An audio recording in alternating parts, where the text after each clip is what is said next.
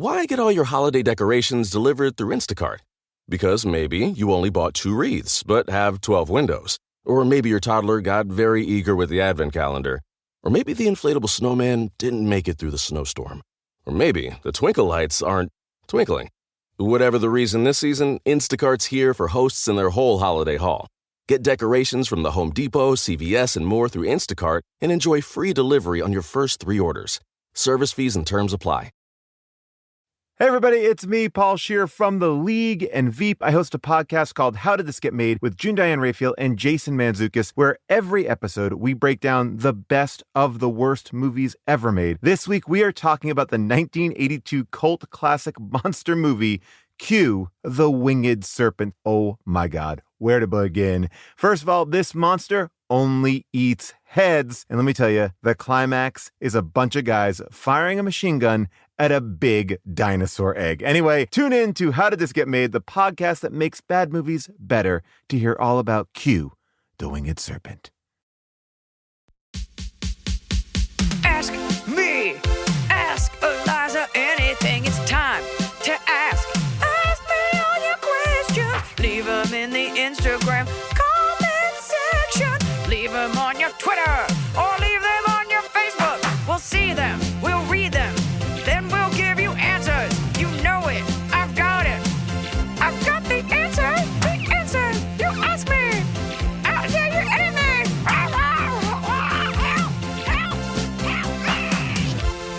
It is hot outside. It's really horrible. Oh, wait. That reminds me. I have to turn this off. I have a fan going in here. I might die. Turn it off for quality assurance. For sound, yeah. The alarm company we use, the actual alarm, because I was thinking about that person who wrote in for Fight Me last week that was like talking about like how free garbage comes with everything, like the perceived added value. Our alarm also gives you the date and it gives you the time, obviously, but it also gives you a weather forecast. And so it's not right. It's very hot here, and it's like Sunday, thunderstorm, showering. You're like, it's very hot here. Yeah. But I just think it's funny, like they're like, we gotta up the value. Okay, how about it predicts the weather, but in a place that you aren't? Like maybe in San Diego where these are manufactured or programmed, it's raining today. But I just think it's funny, like it also makes froth for your coffee. Like the 80s joke is like makes julienne fries. Or julienne's fries, rather. But I don't need my alarm system to inaccurately predict the weather. Right.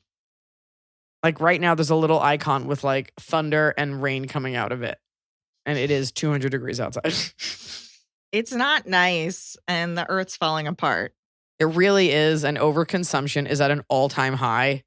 Like, and I think the internet has made it worse. Like, oh, I need to have 50 of these. And like, it's not... Everybody's like, oh, when companies stop burning dead dinosaurs and oil and stop polluting, and carbon footprint, a term that was actually made up by companies to make the consumer think that like what you do matters. And by that same token, what you do does matter. Like you do not need, like I watched this woman on Instagram who's like, oh my God, you guys, I'm obsessed with this cute mug. And she has like 50 of them. Like 200 different Stanley mugs, bedazzled mugs, and this whole thing where it's like, it makes me feel good. It's like, but it's irresponsible. Nobody lives perfectly, but this thing where it's like, it makes me feel really good to have 300 lip glosses. You have a mental disorder. Like hoarding and overconsumption are diseases. They are. Just because you alphabetize it doesn't mean it's not a disorder. Yeah, I realized today, I have a room that looks like a garage from the outside but was converted, and I realized today I shouldn't be someone that's allowed to have a garage. Imagine what I'd fill it with. I think, look, you want to collect plastic dolls, whatever. These are things, you're going to have them for a while, but I think a lot of people collect things that you're just going to get rid of. Like you are not going to rep for Crocs your whole life. You eventually will be like, I don't need all these Stanley cups. Tree Hut lotions, people that just hoard those, like they don't stay good forever. Even designer bags, like you see these videos and it's like, look at all my Coach. You're like, cool. You make $80,000 a year. And it's one thing if you buy something special, but I think people are missing the point of luxury items. Anyways, I was trying to explain this to my mom, who's for the most part, someone that doesn't, not through any fault of her own, it's like, is not as consumed by the internet as I am. We went to. I like her, not through any fault of her own. Well, she's trying to be more into I guess the I didn't internet. finish the sentence, which is fair, which is does not understand the internet. And I didn't want to make it sound like my mom was dumb. Okay. It's just like you're not as tapped in as I am. But there are so many. Just as someone who's younger than Yes. me will be more tapped in than me. Like it is also a generational thing. We went to a luxury jewelry store. I will just say that. In Beverly Hills, she wanted to try something on because she was getting something replaced, whatever. And we walked in and I couldn't put my finger on it, but I thought everybody there was tacky. Now, bear in mind, I was just like in jeans and dirty sneakers, but there was something about, there's just something about the way we hyper consume luxury goods that makes me not want them because it looks like I'm buying the thing to keep up with everyone. Does that make sense? And so like, no, but it just didn't feel like, I don't know. There were definitely some Chinese people there like getting like a lot of free bottles of water because they were buying like boatloads of diamonds. But I don't know. Whenever I see women that like showcase their like Louis Vuitton bags or something and they collect them like Hummel dolls, I'm just like, I don't know. Now, if I have one, I feel like I look like you and you're trash. So I don't want that. Right. And I feel like something about Louis Vuitton that's expensive and it lasts a long time. It lasts a long time. You could buy it for life. And then so you have maybe a few different ones for a few different outfits, but you don't need 100 That's right. because you have it for I've life. talked about this. It should go with That's everything. right. You have it for like, I have 2 bags and I got them at the Louis Vuitton flagship store, like in Paris with a boyfriend at the time and whatever. But it was a very special trip. So it was like a very cool thing to get in the place at the thing versus just like going to a mall in Nashville and like picking up something. Like, I guess I just don't get it. And I feel like I talk about this a lot, but like, I feel like I need to find like an expert to talk about like the brandification of everything and like the hyper consumptive. It just bothers me. No one's casual about anything anymore. It's not like, oh yeah, I have a water bottle because I'm a human. It's like, this is my brand and I have 10. That's right. And no one's casual about money. But then again, the people that are doing that aren't actually, like nobody who has money is doing that. And I don't have a ton of money, but I also prefer like the quiet luxury. Like I prefer the compliment of like, oh my God, I love that bag when it doesn't say the label. Then you're like, oh, you know something. I guess I just was getting like anxiety being at this really nice luxury jewelry store. And then the sales lady like kept using all these tactics that I felt like were for the kind of tacky people who go in there to just buy like a keychain. My mom was trying it out. My mom had this brand watch for like 40 years. And eventually the band wore out, which is kind of bullshit because it was gold. But she went to go try on and it doesn't matter. It doesn't matter. My mom was like, I'll go buy it secondhand somewhere. Let me go try this on. And the woman was like, it looks so well on you. You deserve it. And it's like, lady, like she's from New York. She's not gonna be like, oh, I guess I do deserve it. It was just so like, you know what? I'm going to treat me. It just something about it. But also maybe like just don't shop in Beverly Hills on a Friday. Yeah. That's also when you have like an out of town guest. You're like, I guess we got to go to the place that I don't. I feel like you posted a picture. Your mom had a really good looking dessert. We went to Antico Nuovo. It was my mom's 75th birthday. Antico Nuovo. Oh my gosh. Happy birthday, Mom. I'll just give it a plug. It's a wonderful Italian restaurant. Super rustic here in LA, but they make, I'm going to say this, the world's best strawberry ice cream. That's it. Yeah. You eat it, you're like, that's what a strawberry is supposed to taste like. Anyway, so we had some even though we were full, and then we had a little party at our house and it was a nice time. She looks great. So that was actually my part of my top of the cup. Now I got to change it. Let's get to the question. Let's do it. Well, do you want to fight someone first? Yep. Oops. Almost forgot to fight. Okay. So this is a fight me where you're going to really fight this person for the concept of their fight me.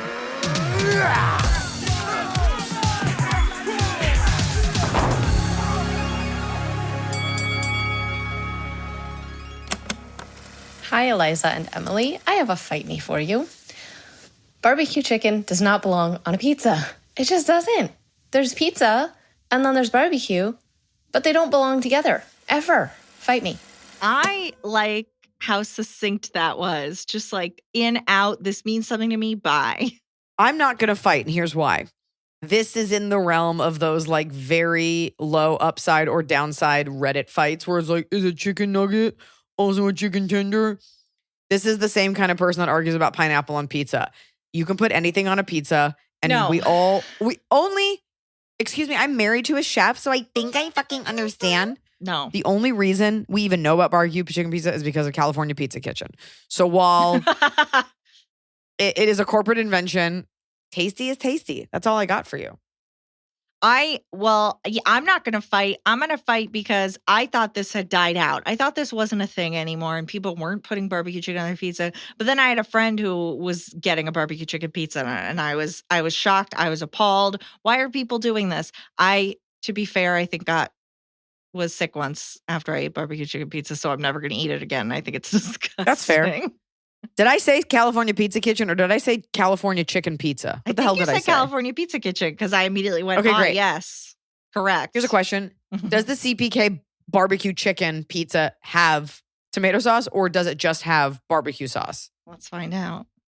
Because if it's just barbecue sauce, I guess it's a little weird that there's cheese. But if your issue is barbecued chicken and cheese, then you should never have a chicken burrito. Well, because that's grilled. I think barbecue sauce is the most inferior of all the sauces. Okay, the original. I don't. What's that telling me? The original barbecue chicken pizza, created here in 1985. Our legendary barbecue sauce, smoked Gouda, red onions, and fresh cilantro transformed this original to iconic. Ugh. First of all, let's not act like you didn't have that tab open already. No, my favorite one is the one. The red onion is what makes it tasty. There's one with avocado on it. But wait, I guess the question is not the barbecue chicken. The question is what makes it a pizza. Now you can have a white pie. So you can, absent of tomato sauce, it could still be a pizza. I think if it's tasty, it's tasty. And I don't ever order it. So I don't care if it exists or not. Yeah, it doesn't matter what sauce it is. I don't think it's good. I agree with you. You're wrong. It is good. Like, it is objectively good. No. But I will agree with you. If your barbecue is good, it doesn't need barbecue sauce. And I know people in North Carolina are like grabbing their pearls right now. Like, how's she going to say that? I'm not a barbecue sauce fan in general. So you just cook it slow and low like Kevin Bledsoe. How do you feel about someone putting A1 on a steak? Allowed or bad? Yo, A1 is tasty and it does a great job of covering up cheap steak. But Worcestershire sauce is pretty good too. Yeah.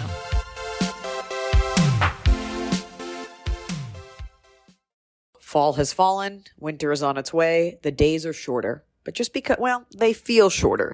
And just because the days feel shorter doesn't mean your to-do list gets any shorter. You still have to power through your busy days. And a great way to do that is with nutritious food from Factor's no prep, no mess meals. At the end of a short day in the fall or the winter, the last thing you want to do is have to cook. Factor has got you covered from breakfast, snacks, dinner, anything in between. Factor has easy, nutritious options to keep you fueled, like their chicken Florentine with spinach and garlic chili cauliflower. You bet. That's what I want to make myself at the end of a day where I am exhausted and my husband isn't home. Whether you like routine or you enjoy mixing things up, Factor has you covered with 35 different delicious meals every week and over 60 additional convenience options you can add on, like keto cookies, pressed juices, and smoothies. And because Factor meals are chef prepared and dietitian approved, you're going to love not only Factor's meals taste, but also how they support your goals, even if your goal was just making yourself dinner. Head to factormeals.com/Iliza50 and use code Iliza50 to get 50% off your first box and 20% off your next month. That's code Iliza50 at factormeals.com/Iliza50 to get 50% off your first box plus 20% off your next month while your subscription is active. The holidays are here. And for a lot of us, the holidays mean decorating, hosting, celebrating. For me, it means a lot of traveling, and nothing feels better year-round, but especially during the cozy holidays, than a restful night's sleep in soft, luxurious sheets. Boll & Branch's signature sheets are made with the finest 100% organic cotton, and they get softer with every single wash. You already know that I got Boll & Branch this summer when I needed breathable sheets to sleep in, but this holiday season, I'm I'm actually gifting some of my friends and family Boll & Branch's Ultimate Softness Bundle. I get to choose a signature hem sheet set in any color, a signature hem pillow set, and a waffle bed blanket. And they're all getting juniper because I think it's a classy color. This way you know you have something nice to sleep on when you visit. It's the perfect gift for you and them. Gift you and your loved ones a better night's sleep with Boll & Branch. And right now is their best offer of the entire year. For 25% off plus free shipping on your first set of sheets, head to bollandbranch.com/Iliza. That's Boll & Branch, BOLLAND branch.com/Iliza for 25% off. Limited time only, exclusions apply. See site for details. So finally, fall is here. I have been looking forward to it. I have had a hard year in a good way. I had a baby. I have been on a nonstop tour, nonstop traveling, and it's been hot. So I'm looking forward to, of course, pumpkin spice, everything, cooler weather, and slipping into a cozy sweater from Quince. I've talked about Quince before. Quince has beautiful leather jackets, cotton cardigans, soft denim, and so much more. All Quince items are priced 50 to 80% less than similar brands. Dressing expensive doesn't have to be expensive. Their clothing is beautiful, it's durable, it stands the test of time, and it's what I like to call a capsule wardrobe. I got an Italian wool cocoon coat. That's one of those, it's got like a European collar and it covers my butt so I can walk around New York City and not be chilly. And Quince only works with factories that use safe, ethical, and responsible manufacturing practices. Get cozy in Quince's high-quality wardrobe essentials. Go to quince.com/Iliza for free shipping on your order and 365-day returns. That's QUINCE.com/Iliza to get free shipping and 365-day returns. Quince.com/Iliza.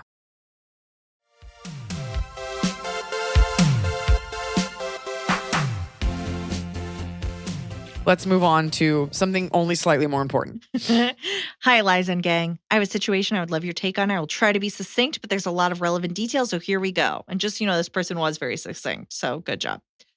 I, female, 28, bought front row meet and greet tickets to see you in my city in your upcoming tour. And I was so excited because it's you, obviously, but also because I had tickets to one of your past shows that was canceled for venue reasons. So having these front row tickets was doubly exciting. Where's that? Could have been 10 years ago.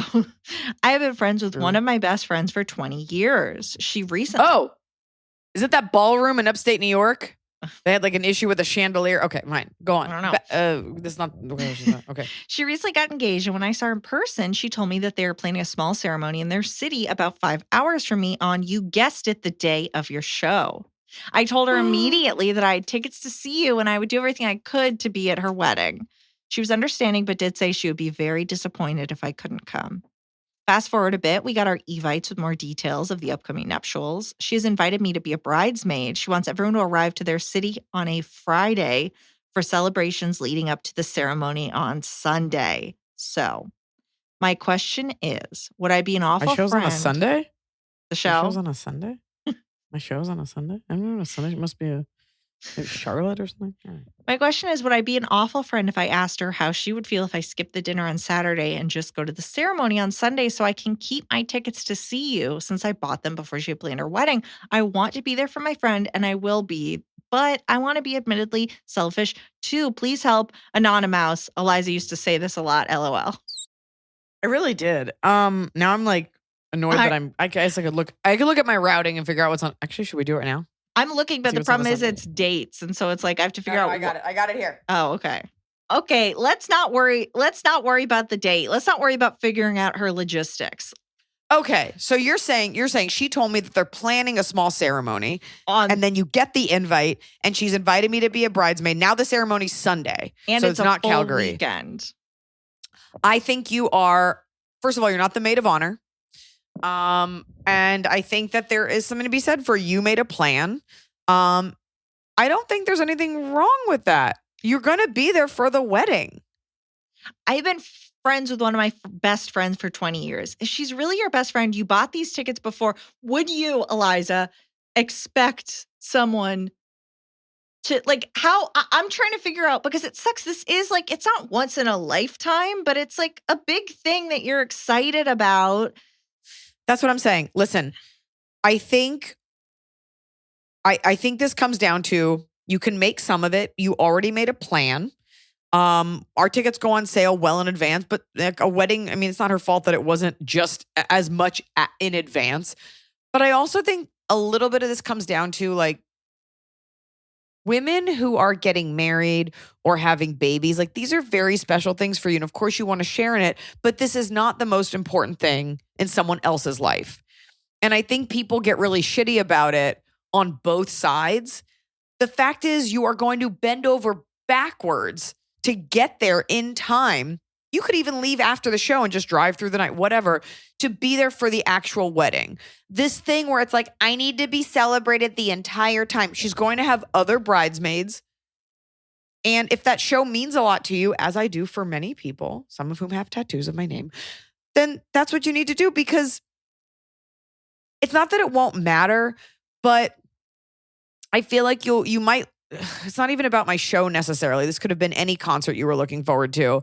It's something for you, and you will look back on this wedding and you'll remember the day of. Chances are you're not going to remember the dinner before, the speeches. Like it's all for her. She has other people. If you were the maid of honor or the only bridesmaid, I would say you probably should do that. But it's just, she's getting married. She's about to do something incredible with her life. And you want to go to this concert, and you're making room for both. So do both. Yeah, she doesn't. And a real friend would understand that. She doesn't get 3 days of your time. It's just a lot. And I know that a lot of women operate that way. Just because I didn't doesn't mean it's wrong. People have to consider that other people's end all be all is not your wedding, your happiness. Yeah. You're already going to spend the money to do all these other things. You're going to get her a gift. This like mandatory overkill of celebration has just become the norm, but it's insane. And honestly, as I look back at my life, like all the thing, like it's my child's first birthday. So we got a dinosaur and a balloon launcher and a hand grenade station. Like you do all this stuff What? and it just passes. Like there's so much emphasis put on these things so that people can make money. But you will put this off. You will be bitter about it. And she'll see you for like 15 minutes at this dinner and you're like, cool, I'm glad I got a hotel room and did all this and didn't get to go to this concert. Yeah. You can put yourself first without being selfish. Yeah. Do not spend a moment on this planet being unnecessarily unhappy for anyone. Yeah. Hi, AA crew. I have big shocker. A dating issue. This is long, but everything involved is important. Feel free to condense if needed.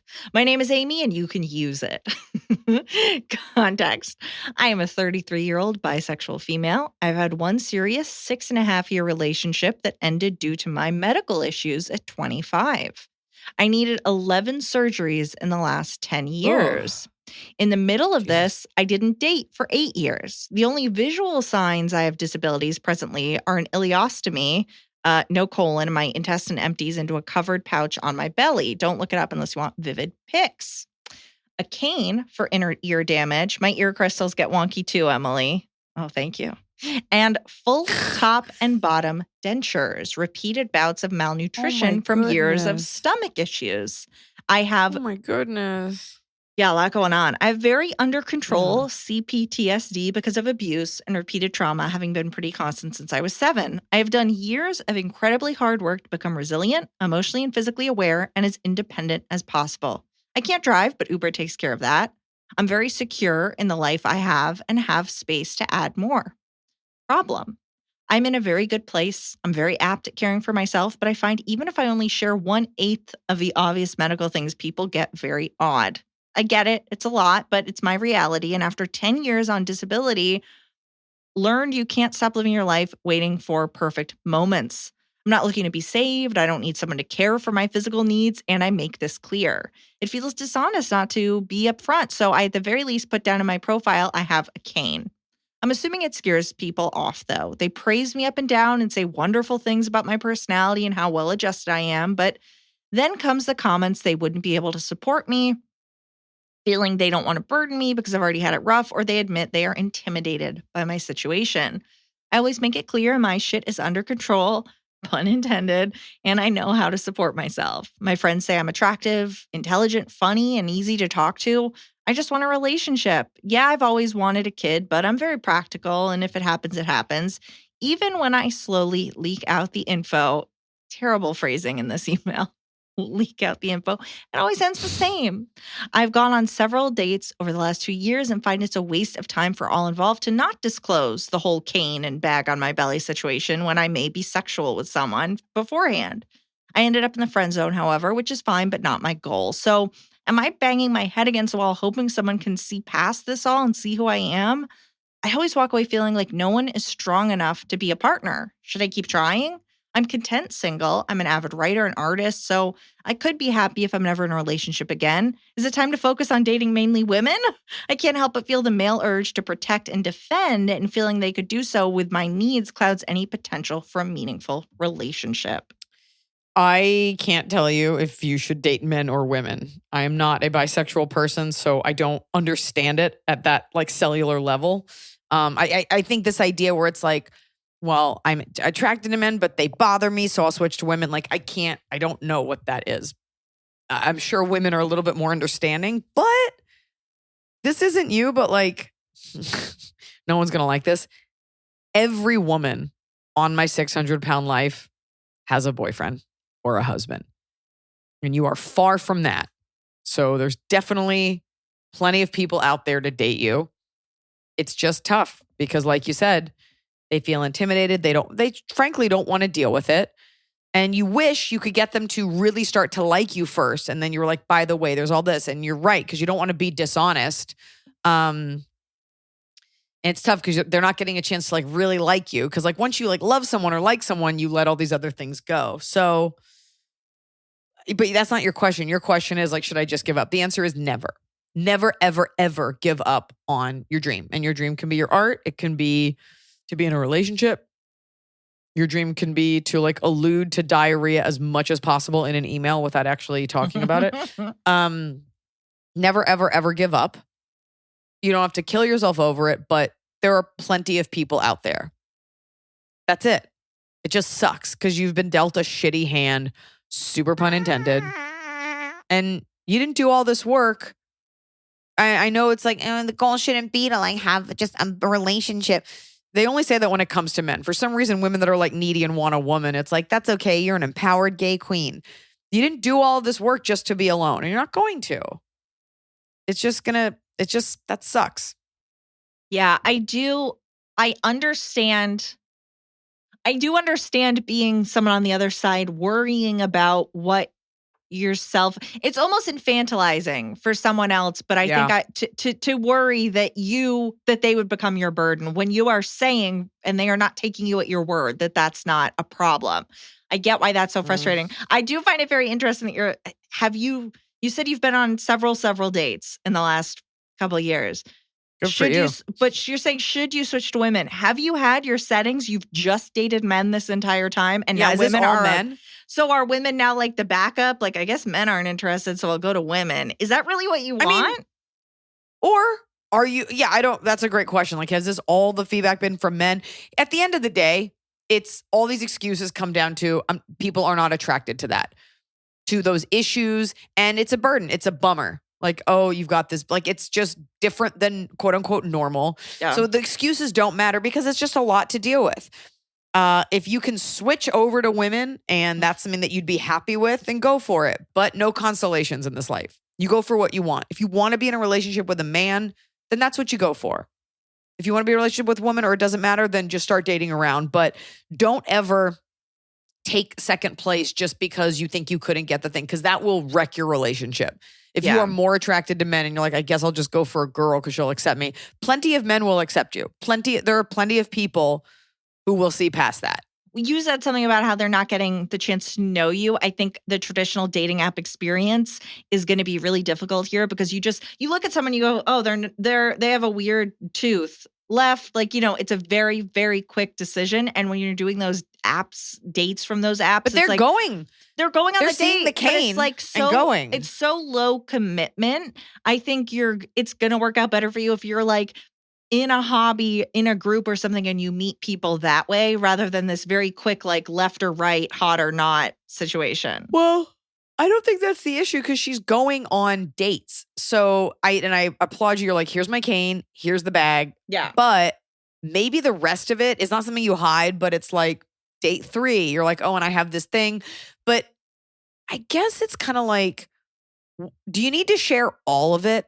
Because you would only really share it if it precluded you from something. And if you're saying you can take care of yourself and you're not a burden, then maybe just view it like, why would I share that if I can do it myself? I think she's definitely sharing it, she said, partially because if she's going to have sex with this person, they need to know. About the colostomy bag? Or Yeah. whatever it's called? The Yeah. I think she ileostomy, said that yeah. up front. Yeah. Right. I think she said that up top, and then everything else is just like the stuff that comes with it.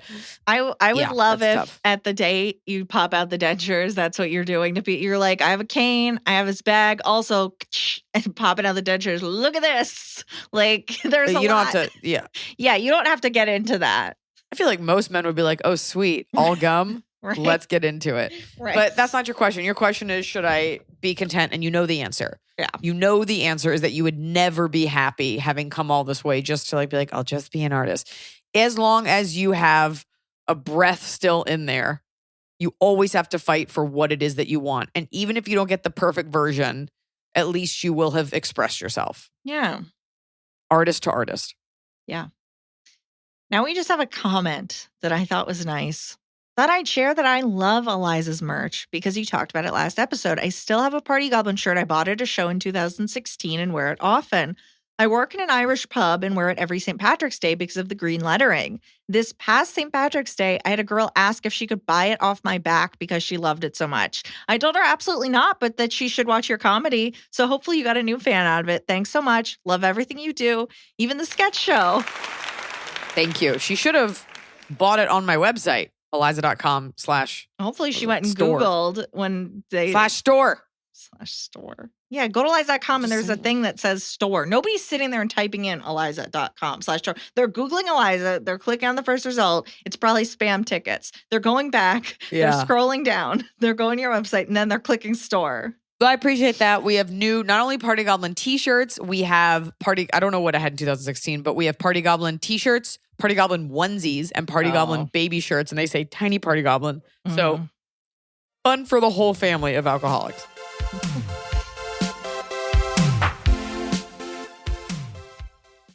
Everybody sleeps, but no two people sleep alike. At Coop Sleep Goods, we celebrate the way you sleep differently. We believe everyone deserves a great night's sleep with their own pillow, and the adjustable, customizable Coop pillow makes it easy.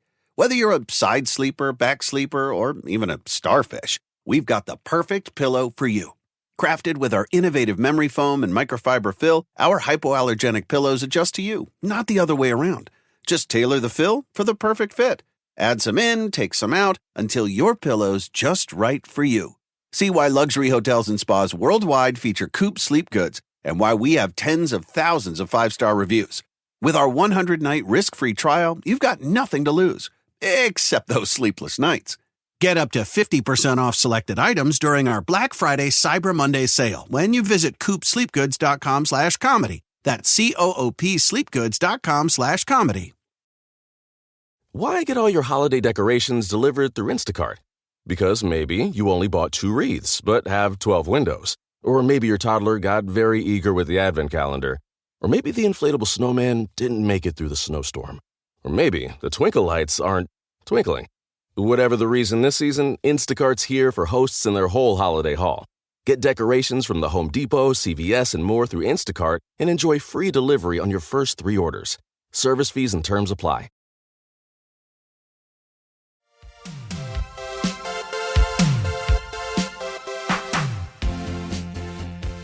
Juicy family wedding drama, not bridesmaids and not super sad. Dear Iliza, Emily, and babies, both human and furry, with a special shout out to Rizzoli and Isles. I'm a 34-year-old bride writing in with a question that is not about bridesmaid drama. I don't want to provide super specific details in case she's a listener, but my mom is my wedding headache. I spent a lot of time in therapy as a young adult coming to terms with the fact that she is emotionally immature and may never be able to respond appropriately to feedback about her behavior. Throughout my life, any attempts to say that her actions are hurtful have been met with protests that I'm intentionally making her feelings hurt, silent treatment, etc. We've made it work and our relationship has been good. That is, until I started wedding planning. Due to our age and combined good incomes, my fiancé and I are planning on paying for and therefore deciding most of the wedding details as a couple. My mom has not said she's against this, but her attitude speaks volumes. Any request for input has been met with total silence, even in front of family, friends, and others who are clearly embarrassed for us when it occurs. This would be fine if I had not committed to doing a portion of the planning with her. Our ceremony is in 7 months, and we are running out of time. Any attempts to go dress shopping have been rescheduled last minute. She has said she will never forgive me if I go with my bridesmaids, cousins, etc. instead of her. At this point, I am bookmarking dresses with quick turnaround times on Etsy in case she makes me wait until it's impossible to purchase and alter a dress in time. I know your advice is that parents won't be around forever, and I don't want to break her heart by fully rejecting her help, but I also want to dress in decorations that aren't thrown together last minute. Should I secretly buy a backup dress and fake flowers now just in case? Or should I relax about the details of this wedding, stop talking about it with my mom, and try to convince myself and my fiance that it's not the biggest deal in the world if I'm in a cheap dress with no flowers? I don't want to be embarrassed in front of our guests, but I want to keep the relationship I have with my parents. Help. Bummed in Boise. So your mom, you're saying she's emotionally mature. I thought you were going to give me like some real diagnosis. Your mom is making it about her and she's holding her time with her over your head. Mm-hmm. So that's her, like she's like weaponizing your own love for her. She is doing this because she is immature. And she's like, you want me so bad? Well, you got to wait for it. And because she knows that she can't hold the money over your head. Right. Whether she's doing this on purpose or not, like if she's just purely evil or she's just a child, it doesn't matter. You need to do what's best for you. And you can simply say, this is insane. Like nobody's mother should be standing in the way of them getting the right dress. You say, Mom, I have these 3 dates coming up. Which one can you make? Because I'm going. And if and when she cancels, be like, that's fine. I'm going anyway. And I brought my cousins and whatever for backup. I would love to have you there, but I need to do this. Otherwise, I won't have a dress. Is that what you want? But you only give her one more chance because she's already canceled. Mm-hmm. The problem is that the mom's not going to go. And then she's like, how could you do this to me? And our question asker clearly is very worried about that. No, that's fucked up. Yeah, but that's going to happen. It's either that or you end up in a shitty dress, which probably will save you some money. She's going to be, here's the truth. She's going to be annoying either way. So you may as well look great. Right. She's going to hold it over your head, so you may as well get what you want out of it. Otherwise, she's going to find something else to be annoyed at you about, and then you'll be like, but I didn't go without you. She'll be like, well, you still picked something, and I wasn't there. May as well do what you need to do, and she can fall in line. Yeah. But I would really just treat her like a toddler, because for her to cause this much of a headache, like as you said, for your own wedding, nobody needs this. No. She's never going to change. Therefore, it's insane. It's actually your fault. Why would you expect her to all of a sudden show up and be ready? Yeah. She's the one that's supposed to be making this difficult because she's too helpful. So go get that dress that you want. Bring somebody that will be supportive and tell your mom she's invited. Mm-hmm. Do not do anything. Go in separate cars. Like, do not give her an option at all to slow it down. Yeah. Oh, I had to stop at the Quick Trip and get, nope. No. Oh, in Boise, I had to go trout fishing. Look at the nature. All right. And also come see me in Boise. It's coming up. Coming up. Hi, Liza and gang. You have shared your life-changing advice before on a question about a clingy coworker, and I know you don't want people to be picked twice, but I genuinely think I am not alone in this issue, and your massive audience of nurses and PhD students experience it too. My question is, how do you deal with, especially men, putting an emphasis on your name when trying to make a point? At work, for example, I've had a male manager say in group meetings, and Eliza, I'm giving it my own emphasis. I think this is what she means. The part I don't agree with, Jenna, with an emphasis on my name, is XYZ. Or say, the point I was making, Jenna, was that this putting an emphasis on my name really makes me feel shitty and like a small child who's being told off in front of the rest to set an example. I'm not alone in this feeling, and I've had other female colleagues mention that this makes them feel like shit too. How do I deal with such comments? Is there a way to clap back, or do I just ignore it? Thank you for your wisdom, and I miss you hitting your bong during episodes. Hope it's not covered in dust in the corner of your office. Love from Amsterdam, Jenna. Well, Jenna would have been so excited listening to last week's episode.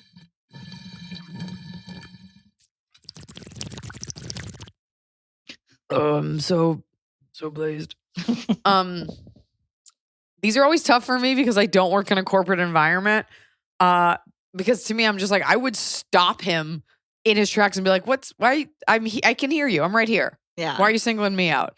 Or you'd be like, okay, Rick. I don't know the context of it. I don't know what the project is. Is it the same guy that does it to everyone? In which case, like whatever. Like Sounds like I he need does more it of it. to Are you women. It's gonna be tough because men don't like love feedback. And if he's the kind of guy doing this, he probably doesn't want to hear anything about that. But you could, I mean, are you in a position in the middle of it to just be like, why do you keep saying my name like that? Like, make it like he's crazy. Like, why are you saying my name like that? Like, I can hear you. Yeah. Or is it totally immature if then you're like, okay, Matt, got it. He has like plausible deniability of, oh, I'm just saying a name. Is that inappropriate? So it's like if you strike back, you might look insane. Well, that's what I'm saying because I don't know the context. And it's like, did you ask? If you're saying it's every woman, maybe listen carefully to make sure he doesn't do it to other men because we're all very sensitive about those kind of things. But you're saying it's every woman. You're not. It's not just you. And they're all and they're talking about it together. Yeah. I mean, is it worth you guys all going in and being like, we just noticed? It needs to be so buttoned up, and I can't give advice for this. This is where I you can't give draw advice the line. because this right here. Because this is your boss, and I don't know what dumb question you're asking, and so I also just don't know. Are there other men there? Is it only women? Is it like he's a doctor and it's a staff of female nurses, and he's like, this is my harem, like. I need to know more. There's a version of this that I've had coworkers do that makes me really mad, which is where they ask you a question less because they're interested in the answer and more like to put you on the spot in like a meeting, right? Where you're like, is this just normal, gross power play office stuff? Power play. Yeah, power play. It's just, I don't know. Everybody in office is so weird. It sucks, but if you just make a game out of it. Let's put a pin in it and give us more context. I need to know what kind of office this is. I need to know what kind of job you have. I need to know your bra size. So just come back to us with that info. It's probably 34D. I'm sorry, 34C. I'm sorry. That's average. It's average. Is that average? Coffee after 1 p.m. question. Iliza. Don't do it. In the Don't Advertise New Jersey episode, you said that you question people who drink coffee after 1 p.m. Does that count for decaf or do you mean caffeine in general? Just curious. Much love from a longtime fan in the greater Boston area. If it has no caffeine, is it coffee? Or are you just drinking bean water? I used to be someone that could just like drink whenever, but after this second baby, I already get weird off 1 cup. I will drink it if it's at night and I have like a set, but I was just talking about with caffeine. Decaf is fine. A little bit of caffeine in it. I'm glad I answered that. We can go out on that one. We can just end the entire series. I knew you'd enjoy that. Then you know. I like to sprinkle those questions in.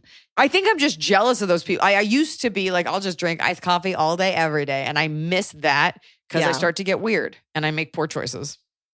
I had a margarita at Chili's the other day and it made my chest hurt. And I was like, am I dying?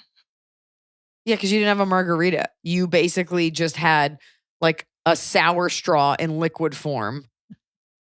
It was too sugary for me. It was called the Wish You Were Here. It was the margarita for the month of June. With $6. trademark like lime fragrance by like a special chemical company. I can't imagine. Made my chest hurt. It was their special monthly one, so it was $6. Yo, that's a deal. It's dangerous. What did you eat there? I had their new Big Smash burger and fries. I would love to watch you eat that. Who did you go with? And don't say your parents. Yes, one other guess. George. All right. I like keeping your life small. I like that it's small so I can keep track of everything. You know everyone. You know all the players in my life. I know all 3. I know the one guy you don't like. I know your friend George. I forgot your sister's name. I know you got parents. You know I got parents. I know you got them. We all got them. Did you know that my parents have a dog named Bella? Oh, that doesn't surprise me. Is it big and kind of ugly? It's big and kind of boring. It's all black. Yep. It's always like, oh, here's a gorilla. Her name is Princess Bella. And she ripped through the couch and took a dump on our bed. She's an angel girl. And then we have a fat elderly chihuahua named Ladybug. So many lesbians that foster just listening to this. Like, we got to get a picture of Ladybug. What's up with it? Lesbians love fostering animals. And I know that because Michelle and Grace keep a wall of all the dogs they fostered, like a mixed tile wall of just like all the dogs that have come through these hallowed halls. Yeah. All of our foster animals we've kept, so we're not good at it. Very bad, actually. But I will say That's the idea. One of the funniest things someone said to me that wasn't you, just a friend said when I posted a picture of Ladybug, they said she looked like she was taxidermied. And I've never stopped thinking about it because it's so accurate. And I was like, oh my God. Can I tell you? Yeah. I said that this morning about this Yorkie that lived across the street. I told my mom, I was like, the dog never looked well. And even when he was alive, he would just sit there and stare like 1,000-yard, I've been through something stare. Yeah. And I said the dog looked taxidermied.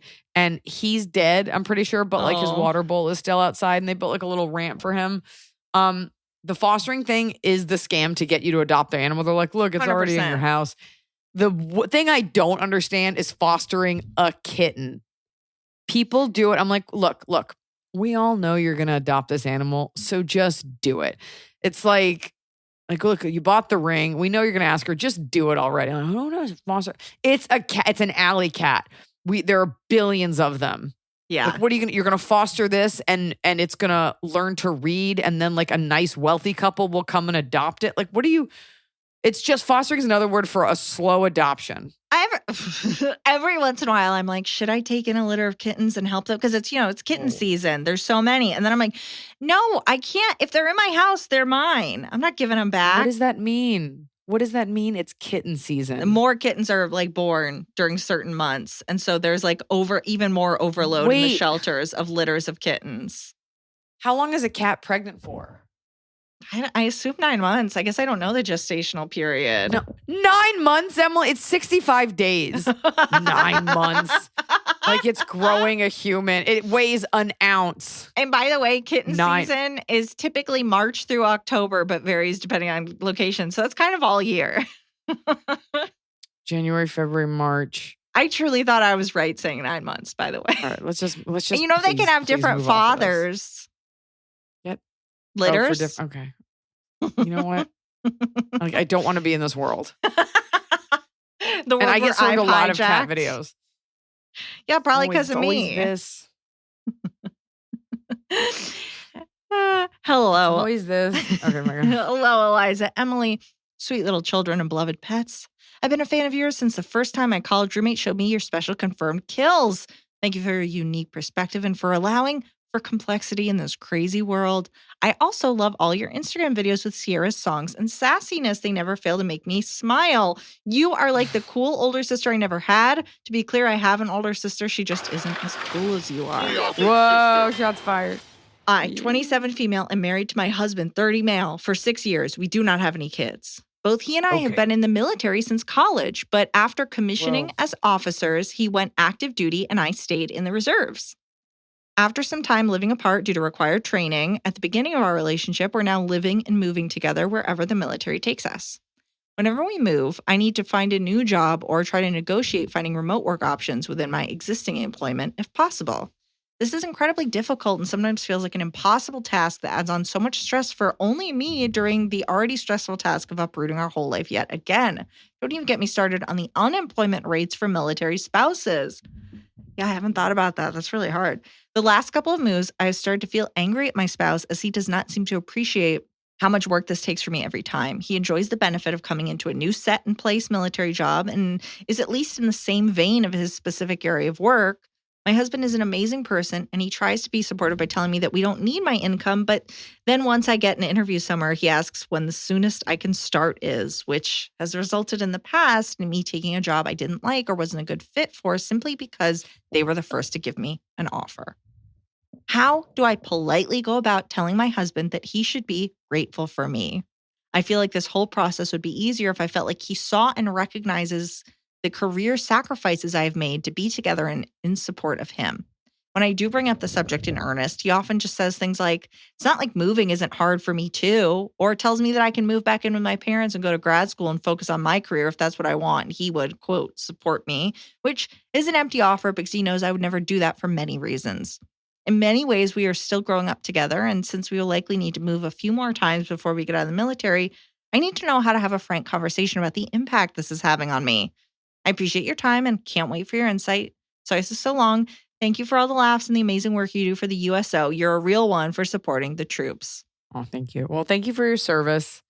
Yeah, when we go to these bases, it's often the spouses who volunteer with the USO on bases. When we went through Japan, it was like a lot of that, male and female spouses. So that is tough to go into, especially in like a foreign economy in another country.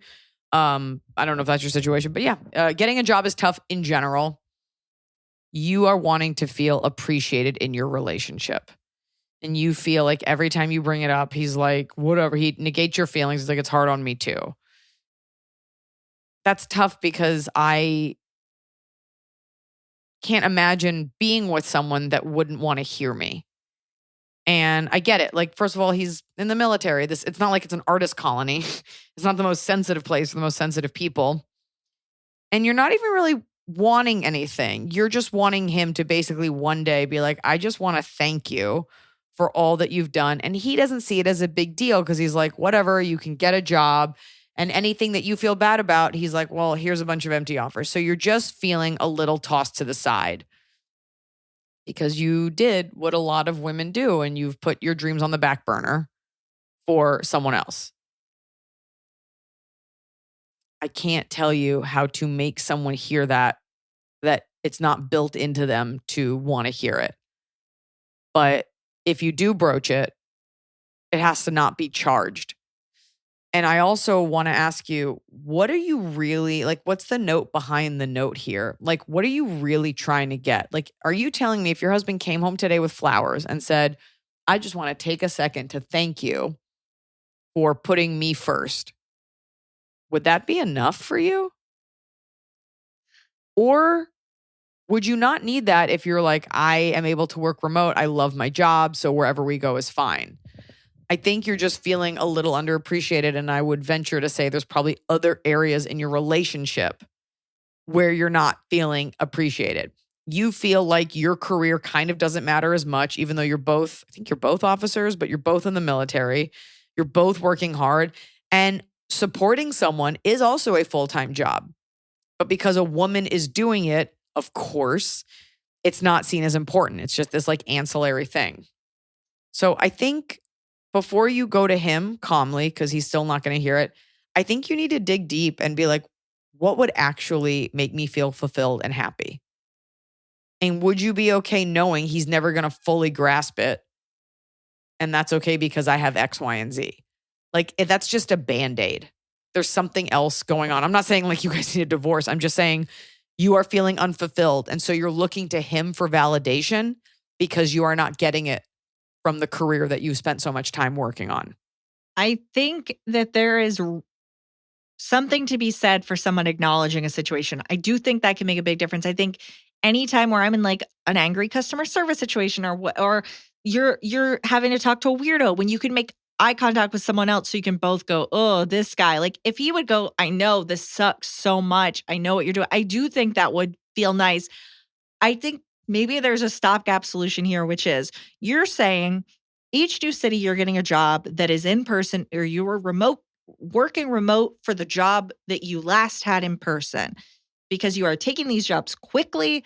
Don't do that. Don't let him pressure you into taking the first job. Yep. Find a fully remote job that you can work no matter where you are. Spend time looking for that job. Now, if you need money right now, fine, take whatever job you have to take. But then he also needs to stop saying we don't need the money. Right, like then quit saying that when I know our books and I know that we do. But yeah. There should be grace extended to you because because you have given up your income for his dream. Right. Yeah. Start looking for a fully remote job that you can do from anywhere and it won't matter when you move.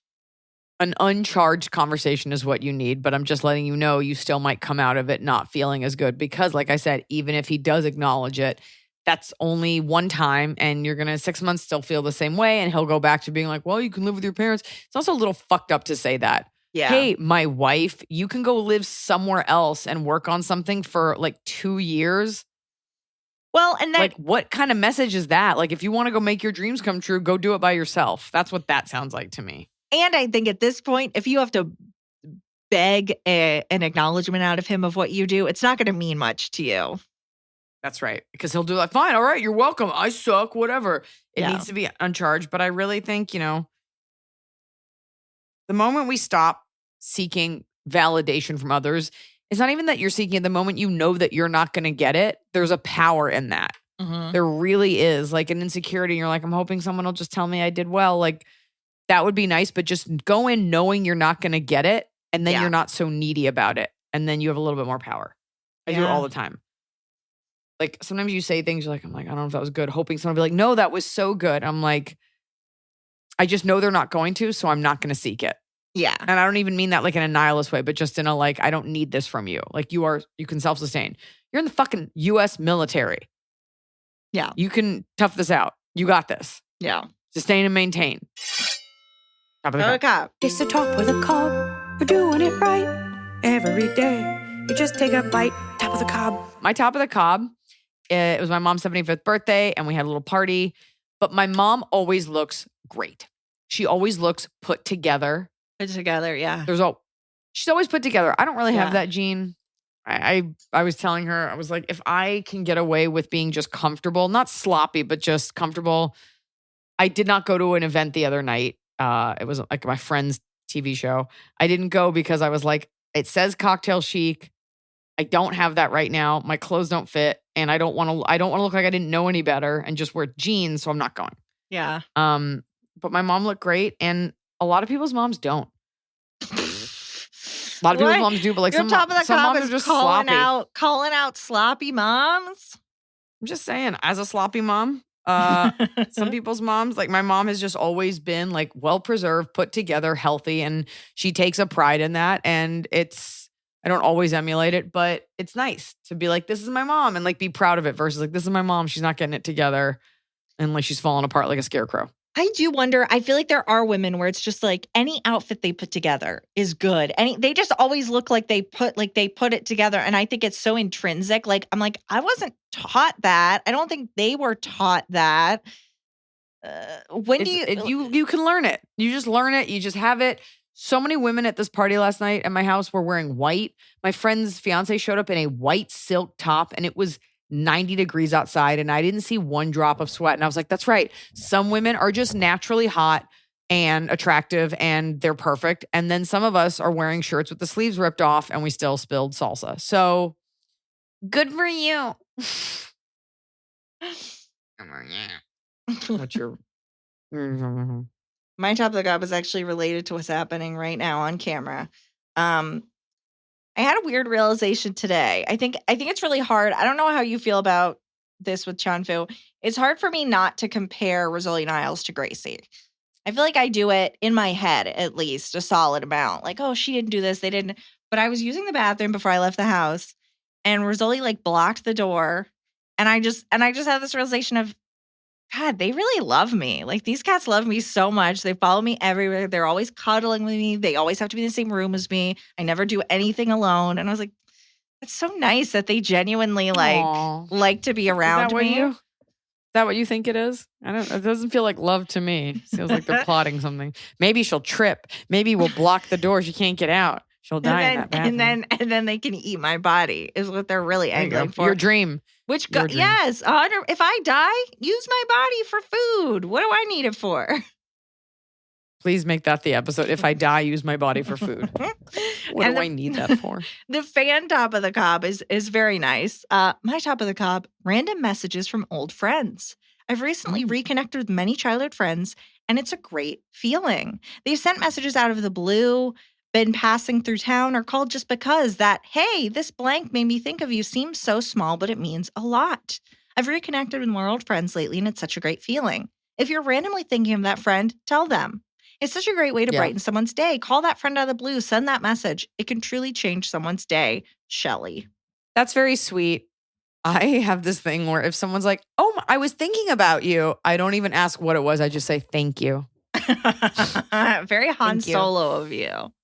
No, it is. It's a very, it feels like the way like your parents would be like, I was just thinking about you. No one says that anymore. Like, you were on my mind. Thought I'd give you a call. That's sweet. I like that. day brightener. Yeah. Bottom of the cob is I got sugared, which is like waxing, but it's not hot in my bikini line because I was like, I'm always putting on a bathing suit. And like most women, like you just keep your legs closed. You just like wear shorts or you just don't do it because you're like, oh, maybe. And I was like, you know what? We're done. So I went, I did it. Everything looked great. And then I got a zit like on like the top of my thigh, like not in my crotch, but like inner thigh close to the crotch. And it was the pinkest, weirdest looking. It almost looked like a spider bite. And I was like, why? Like when I had to put on like, why would that be there where everyone can see it before you'd see like some errant hairs? And it looks like a nipple on my inner thigh. And I was just like, cool. Glad I did all that. Yeah. My mom was like, what's that? What's that? I'm like, it's just a blemish. Right. My thigh nipple. Don't touch it. Touch it. My bottom.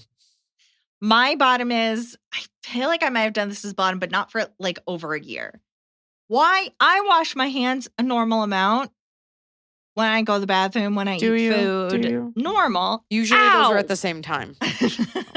Sorry. I'm just. I wash my hands a normal, but I feel like there's my nail. How do you keep the underside of your nails clean? I feel like they accumulate dirt throughout the day and it's so shameful. I'm constantly washing my hands to make that go away. You're looking at me like I'm disgusting. Is this not happening to anyone else? But if I don't wash my hands multiple times throughout the day, by the end it looks like I crawled out of a grave. Your skin is like a purplish yellow, so I feel like dirt shows up. It's like translucent, like it's like a black light. It's I keep my nails really short so that they look clean because I think even though I'm never looking at anyone else's nails, I want my nails to look clean. I think you got to get in there, and I think I think we should all be washing our hands multiple times a day. Trying to get one of those little brushes. My grandma had one, a little brush on the sink. I could wash my little nails with. I need to. I'm gonna add something else to my routine. Yeah, a little nail brush. Yeah. I think it's just about washing your hands a lot. Yeah, and maybe, clean your house. I'm not going to do that. I'll buy a piece of plastic to brush my nails with before I'll clean my house. There you go. Get it in 10 colors and make sure to tap your nails on it. Have What's options. The fan bottom? I have a fan bottom. When you realize too late that the bra you're wearing definitely is overdue to be washed, but you're stuck wearing it for the day, especially when you've been to a barbecue or have been around food that is particularly smoky that gets absorbed into your clothes. I recently was at work and could smell a general BO type of odor, only to realize it was the bra I was wearing after attending a weekend barbecue. Cheers to a smelly work day. Name is fine. Anna, Monterey, California. She's like, let him know. Let him know if barbecue they were at that work day. Just know Anna's not rotting. It was just her from bra. the barbecue. She's like, yeah, I got friends. Yeah, Noah used to smell, his car would smell like barbecue because he opened Bloodso's, the barbecue place here. It does. That wood smoke gets in your clothes.